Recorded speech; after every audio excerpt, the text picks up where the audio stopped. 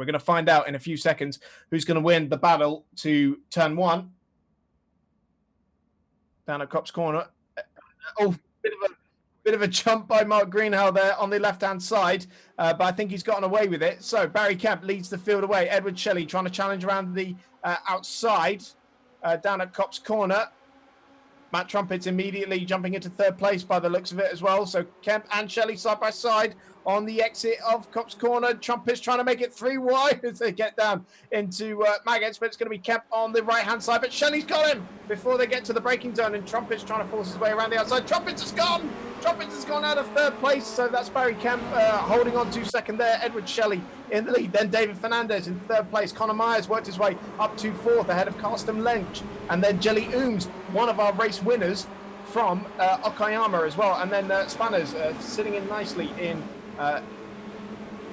7th place, I think it is. And Philpott, crucially, has gotten away cleanly. He's sitting in behind Spanners ahead of Gregory Leader.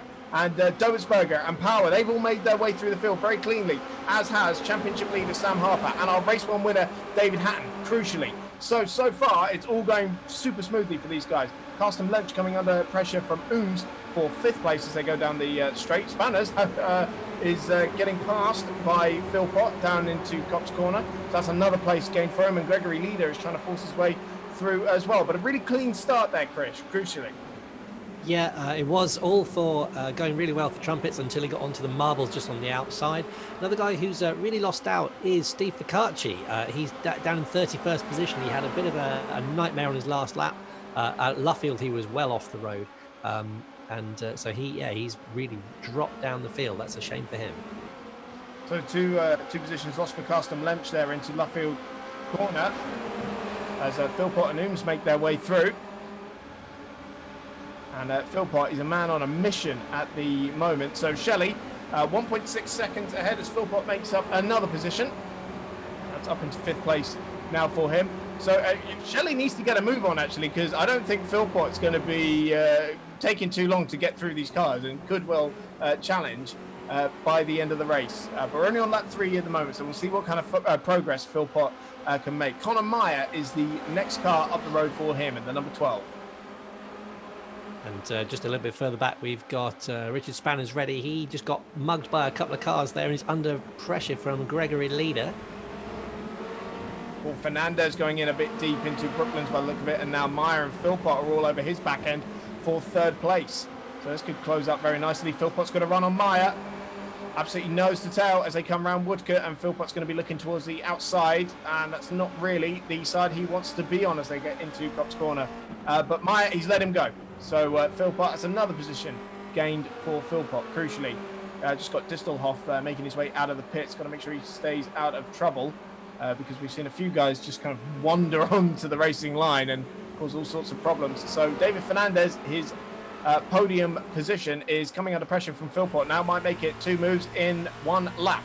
Pops out of the slipstream and he'll be down the inside at Luffield. So this is going to be the podium for Brad Philpott, surely. He was only 3.3 seconds behind Shelley. He has got 2.3 over Barry Kemp in 2nd place. So we'll have to see what Philpott's times are. It was a 54.1 last time around for Edward Shelley, also a 54.1, but Philpott was in traffic and making moves. So I think Philpott can start to close that gap. The question is, how quickly can he close it? And this is going to be Philpott's 2nd place now as he's up the inside of Barry Kemp. A remarkable drive from Philpott here. So what was the gap? 3.4 seconds as they went over the line. So we're going to have to start seeing what Philpott's lap times are doing.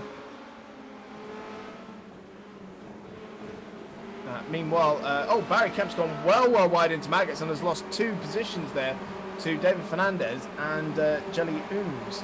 Yeah, Jelly Ooms has been making great progress behind Philpott. He's taken in position for position, and actually he's just about to make a move into 4th place. There he goes. He's got him, and no, that is 3rd now actually. Oh, he's gone wide though, and Fernandez retakes that 3rd spot.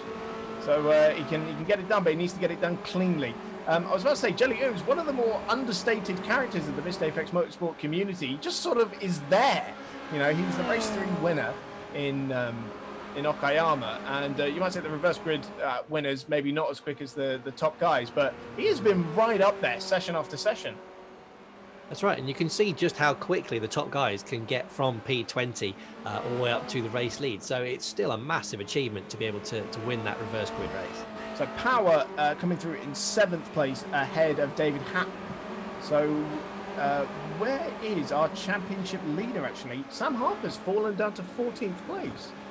So he was right on the back of these guys, so maybe he's had a drama somewhere, but right now he's going to be losing 7 points to David Hatton if it finished like this, which I very much doubt it will. So we'll hold station on that one. Barry Kemp's got quite the train of cars behind him, with some of our top 3 guys in there, Power, Hatton, and Leader, right in there as well. He is, and just behind that group is actually Richard Spanners Ready, our wonderful leader. I might be able to go to him now as he's driving around. Richard Spanners Ready, you are live on air. How are you doing? Hey man, I'm just enjoying watching all the carnage. I mean, poor old Karsten in front of me took out Dustelberger, who I was in a tussle with, and now I've got a massive problem, Chris, because I'm coming up to a gaggle of 5 cars, and I might have to do some racing. That's it. You're going to have to put some moves on people. First lap, you were a little bit ginger, and a few people got by you. What was going on there? Well, they're much better than me, so I don't know what is really the point in fighting some of those guys. I'm going to go now. Can you hang up on me? Sorry, bye. Yep, no, go for it. Like Spanner's having to go because he's got one of the back markers having a bit of a tussle with him. I'm not quite sure who that is, but it's in the wonderful 1998 Jordan F1 livery just behind Spanners there. I think that's John McClintock. In fact, he's just got past Spanners, so he's unlapping himself. I got to say, wonderful racing between Hatton and Power, either side of Meyer into Maggott's corner. And they've been dropping him like a stone, and Barry Kemp has fallen down the order as well. So actually Hatton is now up into 5th place and crucially gaining even more points on Sam Harper, although he has also bumped up a couple of positions. So it's still only 7 points that Hatton is gaining on him at the moment. He's got to be careful because Carl Power is going to be challenging him down into Luffield here if he's not careful. That's it. And just coming back to the leaders for you, a little update. They are now mired in traffic, and so Brad Philpott is 3 seconds behind Ed Shelley, and they're just making their way through the start-finish straight. This could be tricky. In fact, I think Philpott has just punted off one of the back markers as he was going past. He's not getting any quarter. Van Gene has gone flying. It's a good job this was a sim, otherwise he'd have hit the bridge. That'd be quite scary in VR, I think. Oh yeah, for him, for sure. But my point was going to be about the back markers, because surely not they're going to determine the outcome of this race. I mean, Philpott, in the 2 laps we've seen him, 2 or 3 laps we've seen him chasing down Shelley, he's taken a tenth out of him max at a time. So I don't think he was going to catch him with that pace. But if the back markers start to hold Shelley up a little bit, they're going to be determining the outcome of this race. But right now, the gap's increased. It's 3.3 seconds as they started this current lap 9. And still, we have got Hatton and Power. Oh, look, they're coming up to Fernandez now. Fernandez under big pressure for 4th place. Hatton's moving up the inside, and Power's going to follow him straight through as they go down the pit straight. This is a tactical play at work here. Power, I don't think he made his way through there, or they'll try and get him at Maggots. Yeah, these 2 are working like touring car teammates. They're just working together, making good progress through the field there. I'm impressed with this. So yeah, nice. Oh, it's a bit close. I think Power just got a little bit of understeer on the bumps, and it took a little bit longer than he wanted to get it done, but he has done. And so that is now 4th and 5th for these guys. And crucially, another point gained for Hatton in the championship over Sam Harper, who is still in 12th place.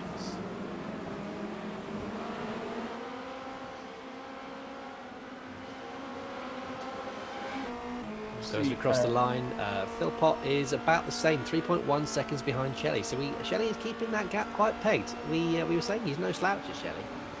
No, he really isn't. Nor is Jelly Ooms. Very steady 3rd place he's holding at the moment, ahead of David Hatton.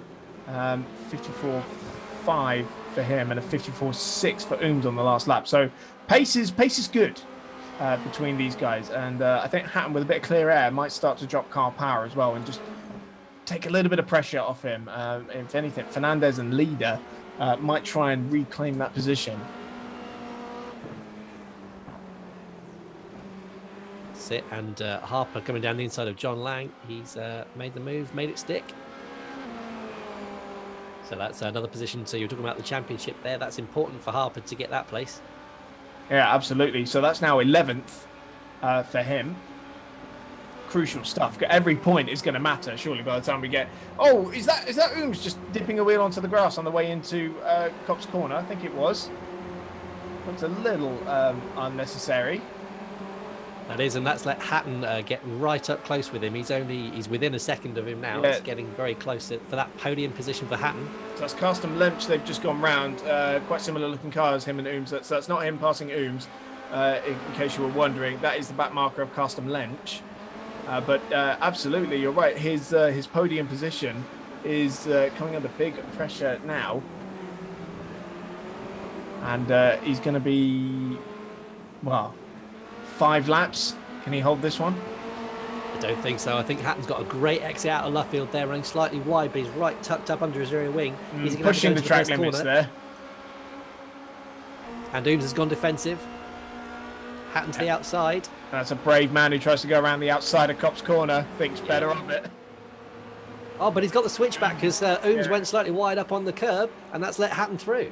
Yep, so that's an easy move for David Hatton there in the end. Consolidates it. Oh, Ooms super late on the brakes though. Is he going to get it round the corner? No, he is not. And through goes Hatton, and that's 3rd place for our race 1 winner. He is, and he's actually under pressure from Carl Power. He got on the marbles. That's where Trumpets came under fire under the first corner. Carl Power to the inside. Late move. He stuck it on the inside, clipping the curb there, and I think Ooms is going to keep it. Close. Oh no, he's touched with Power, I think, and Power was definitely off and in the wall. It looked like there was a bit of contact between the pair of them. Yeah, there was. That was always going to be very tight, slightly washing out there as he locked a brake, I think. Just give you an update on Philpott, 2.8 seconds behind Edward Shelley. I don't. The back markers aren't really doing anything for him at the moment. He's going to need Shelley to get tripped up big time. Now, I was just going through to see who some of the traffic is amongst this lot, and Alexander Dobertsberger is among them. So he has had a big drive. He's down in 23rd place. So he's had some difficulty somewhere because he should not be that far down the order. No, I think he got caught up in the first couple of laps with the carnage that was going on there. Speaking of which, he's only a couple of places behind our one-time challenger for the lead, Matt Ragsdale, back in 21st. Yep, Steve Ficacci just in front of them as well. So Ficacci's got speed. We haven't really seen him use it yet. Gregory Lead has had some sort of a drama as well because he's suddenly in 16th place. But a couple of guys who made some great progress. Alex Van Gien, our podcaster there, he's made up 20 places from grid 35 to 15.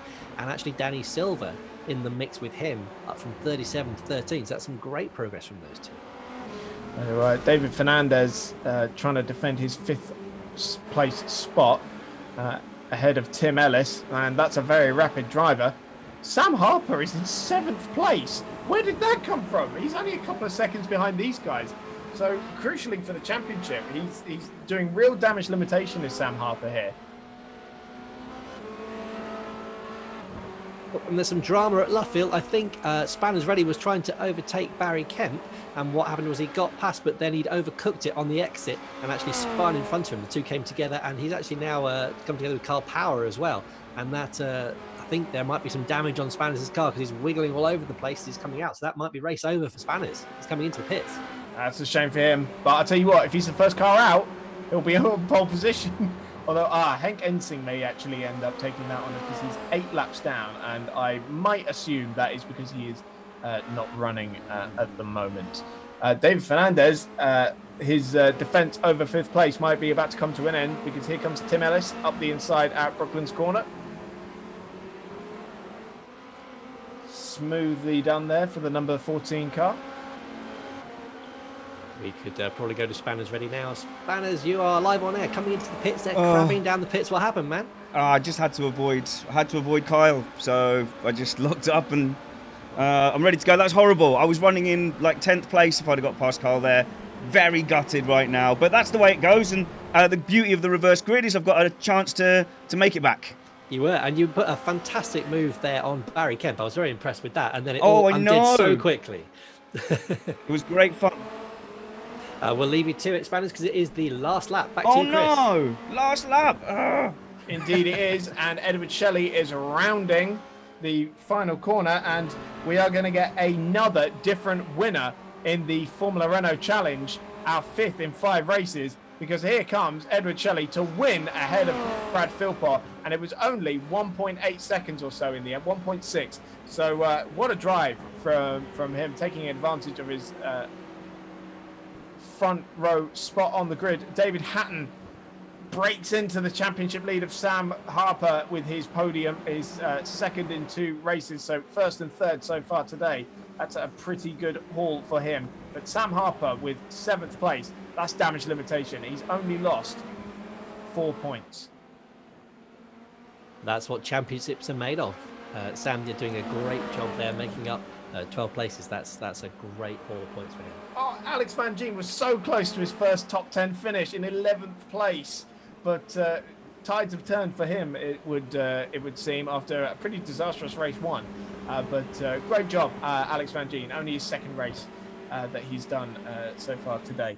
So well done him. Just give you an update on the rest of the field. It's Conor Meyer in 8th place, Danny Silver 9th, and Sam Watley was your top 10. Kyle Power did get over the line in 13th place, so some sort of drama for him somewhere down the line, and Steve Ficacci in 19th place. So we're seeing real mixed bag of fortune between some of these guys. It's going to make the championship very, very interesting indeed.